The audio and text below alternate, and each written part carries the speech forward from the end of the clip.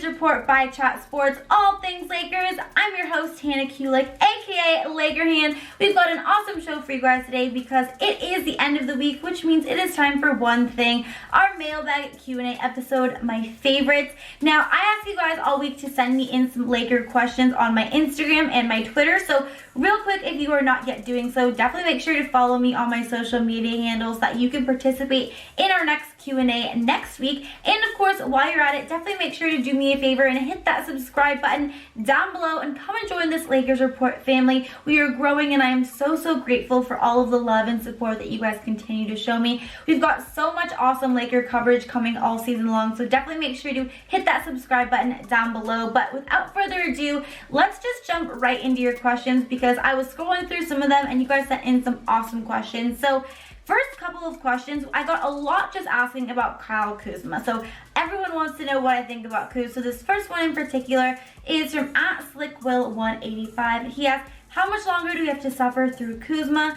If we have Derrick Rose and Robert Covington, we win. I think he's referring to the game the other night against the Orlando Magic when the Lakers lost. Now, obviously, Kuz has been very inconsistent. I'm not going to lie. It's been probably one of the most disappointing things for me personally this season just because I was so excited to see him play this year. I really thought third year, I thought this is the year he's really going to kind of become that third star for us. And so far, it just has not been able to happen. Of course, a lot of it has been due to injuries and then, of course, kind of learning to play with LeBron and AD. And obviously, last year, Kuzma played really well when it was just LeBron. Actually, him and LeBron actually had the two best chemistry on any other players on the team last year. But, of course, bringing AD into the mix has kind of just created an entire different situation for him. And unfortunately, he just has not been playing well. So kind of talking in, I see a couple other questions regarding this, so I want to kind of tie it in with them. But we have one from @Luda_Wooksy, thoughts on Kuzma's performance. And then from @GlennMStyle,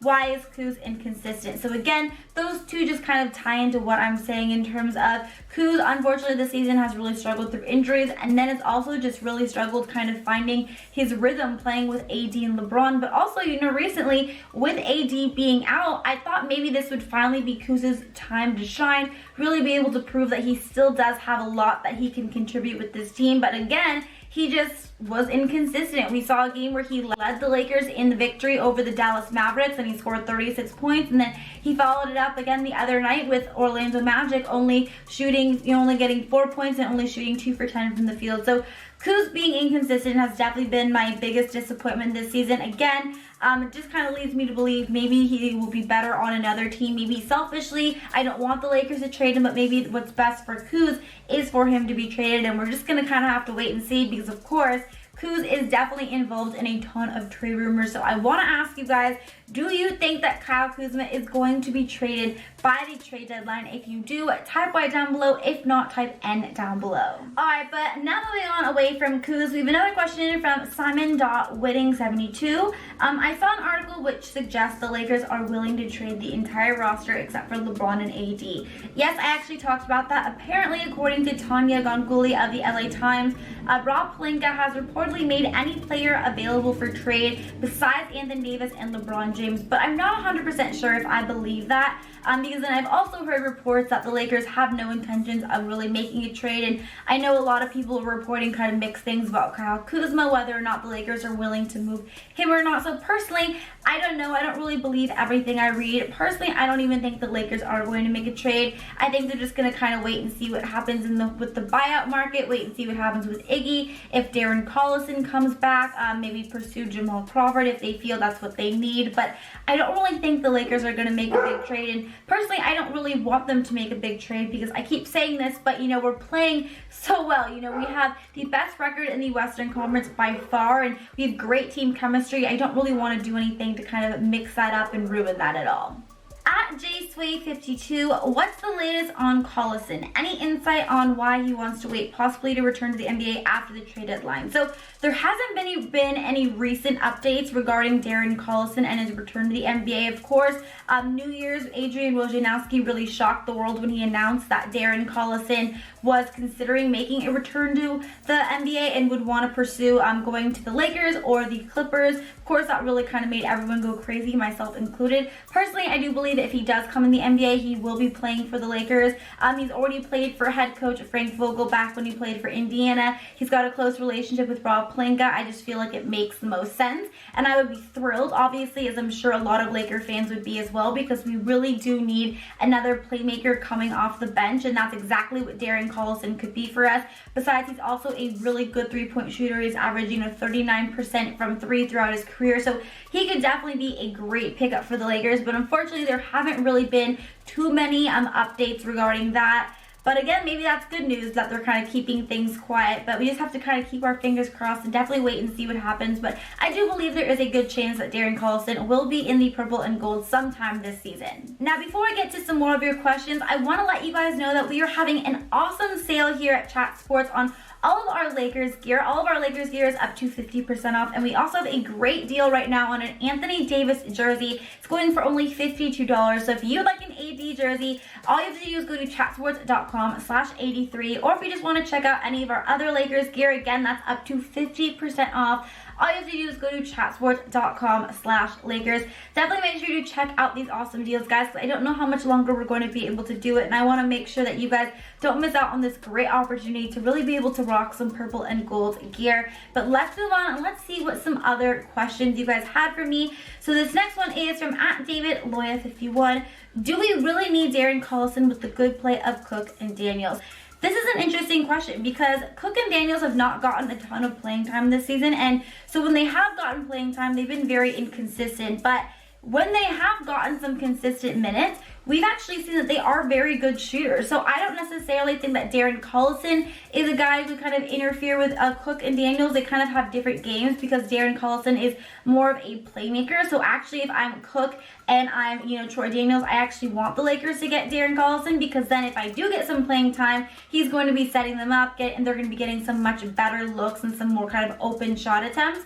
But in terms of whether or not the Lakers need to go out and pursue just a pure shooter, I don't really know, because I don't know if that's necessarily going to make a big difference if we go out and get a guy like JJ Redick, or if we sign Jamal Crawford, because again, Cook and Daniels, if they get that consistent minutes, they are good shooters. Throughout their career, they've proven that they are good, consistent three-point shooters. I just think the biggest problem has been, the Lakers have so many point guards and so many guards in general that we've had some kind of struggle balancing out who's going to get minutes. And with Cook and Daniels falling out of the rotation, it makes sense for when they would get some sporadic minutes for them not to be as consistent. But if they do get that consistent time, then they probably could be more better offensively and kind of have a more consistent contribution to this team. So I don't really think that Darren Collison has anything to do with this. I think Darren Collison's game would be more of that playmaker for us. Again, he is a good three-point shooter, but we do need a guy coming off the bench who could really help run our offense, because Rajon Rondo hasn't been doing a good job of that this season.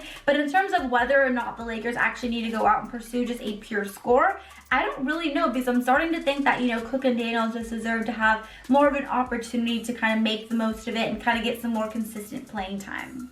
Taylor Tailgate, any trade deadline needs? So right now, I think we can all agree that the Lakers' biggest needs are a small forward, a wing defender, or of course a point guard, like that backup point guard coming off the bench, really leading our offense, because we all know, LeBron James has been doing a great job leading our offense. He's obviously leading the league in assists, but the second he goes on the bench, that's kind of when we start to see our offense really start to kind of crumble, because Rajon Rondo has not been doing a great job of being that kind of second bench, playmaker for us for some reason. And of course, now that he's hurt his hand and he's out, there's just a lot of question marks regarding our point guard and that playmaker coming off the bench and helping us run our offense. But of course, we also do need a small forward. We're very thin at that position. We could definitely use another wing defender. So I think those are our two biggest spots. And personally, I think that right now the Lakers defense is very good, especially with AD in that lineup. We're a pretty dominant defensive team. I think personally, if I had to take my pick, I would say that we need a backup point guard.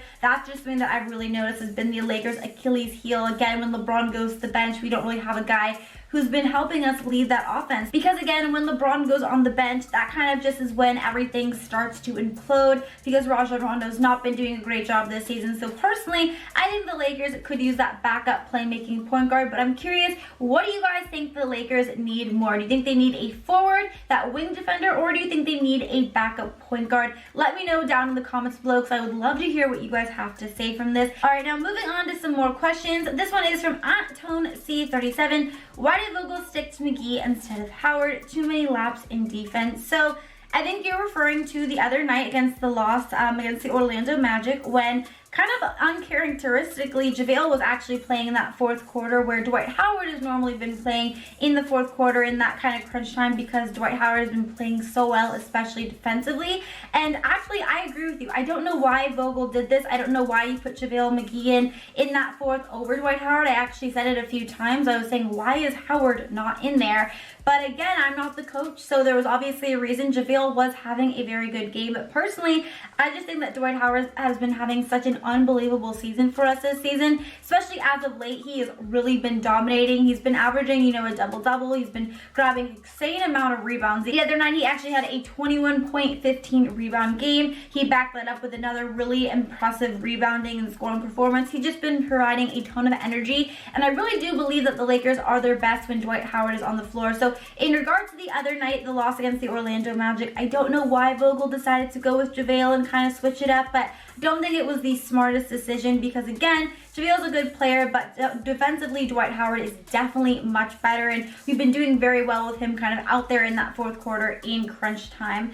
Now, our final question that I'm going to get to today kind of talks a little bit about this center position as well. It is from Frankie Avalon 88. Should we experiment with AD at the 5 so Kuz can get on the floor with LeBron and AD? So this is something that I kind of have mixed opinions about, because obviously I think once we get in the playoffs, I think AD is going to be playing a little bit more of that center position for us. Although I do think that Dwight Howard come playoffs is going to have a huge role with this team. I think he really is going to be able to be that X factor for us, because again, just continues to get better, and defensively Dwight has been pretty darn dominant this season. But in terms of Kuz getting some playing time with LeBron and AD, I'm torn, because I do want Kuz to get some more minutes and some more kind of consistent playing time. And obviously, if he's not playing with LeBron and AD, then he doesn't get a whole lot of minutes there, because those two guys get a majority of our minutes, and the focal point really is around them. But also, you know, when Kuz does play with LeBron and AD, he's not really having much of a role, and he's not really able to contribute, because again,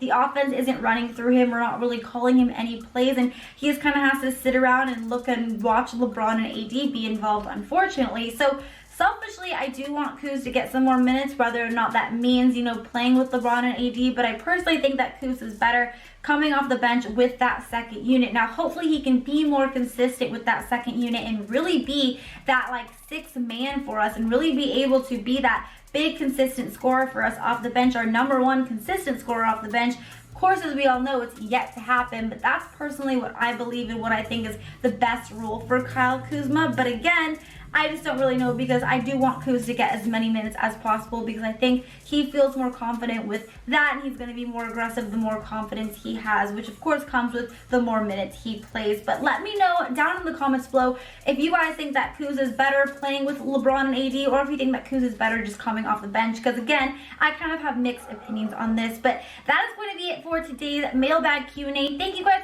so much for sending in such awesome questions as always. If you like this video, please don't forget to hit that double thumbs up button, give this video a like, subscribe to this Lakers Report channel if you have not yet done so already, and until next time, Laker Hand is out. Bye guys!